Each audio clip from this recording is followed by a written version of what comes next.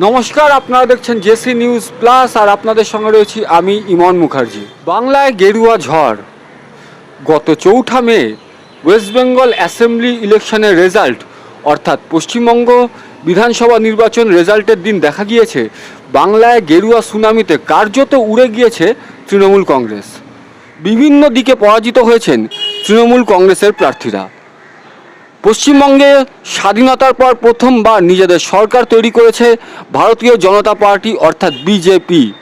প্রাক্তন মুখ্যমন্ত্রী মমতা বন্দ্যোপাধ্যায়কে তার ঘরের কেন্দ্রে পরাজিত করে পশ্চিমবঙ্গে বিজেপি সরকারের প্রথম মুখ্যমন্ত্রী হিসেবে শপথ গ্রহণ করছেন মাননীয় শ্রী শুভেন্দু অধিকারী মহাশয়।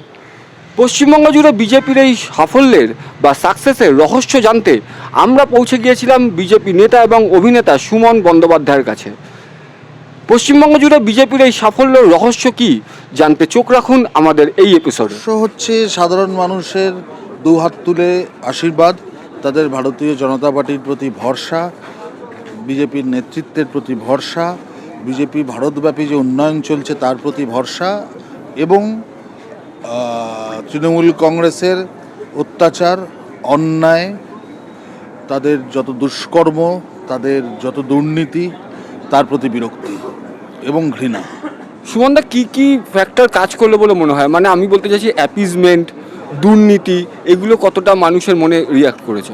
অবশ্যই অভয়া থেকে দুর্নীতি সমস্তটা কাজ করেছে এবং তার মধ্যে কামদুনিও আছে, তার মধ্যে পার্ক স্ট্রিটও আছে, তার মধ্যে গাড়ির ওপর উঠে দাঁড়িয়ে ওই আমাদের ডায়মন্ড হারবারের এমপি ছেলেটির কি নাম, রাজনৈতিকভাবে নাবালক, সে যখন দাপাদাপি করছিল গাড়ির মাথায় উঠে যে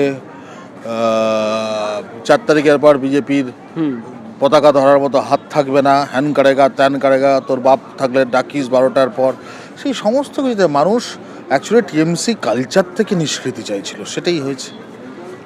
আর সুমনদা, এইবার যে আমরা ভোটে দেখলাম ইলেকশন কমিশন, ওনারা তো বারবার ইলেকশন কমিশনকে দোষারোপ করছেন, কি বলবেন এই নিয়ে?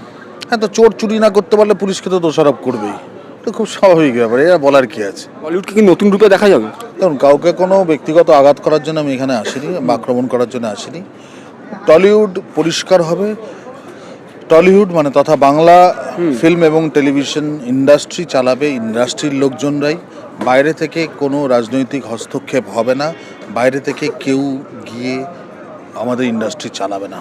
মানে আপনি বলছেন স্বজন পোষণটা বন্ধ করবেন আপনারা, মানে ফেভারিটিজম, পলিটিক্যাল ফেভারিটিজম, মানে বসিয়ে দেওয়া যাকে পলিটিক্সই থাকবে না, অরাজনৈতিকভাবে চলবে।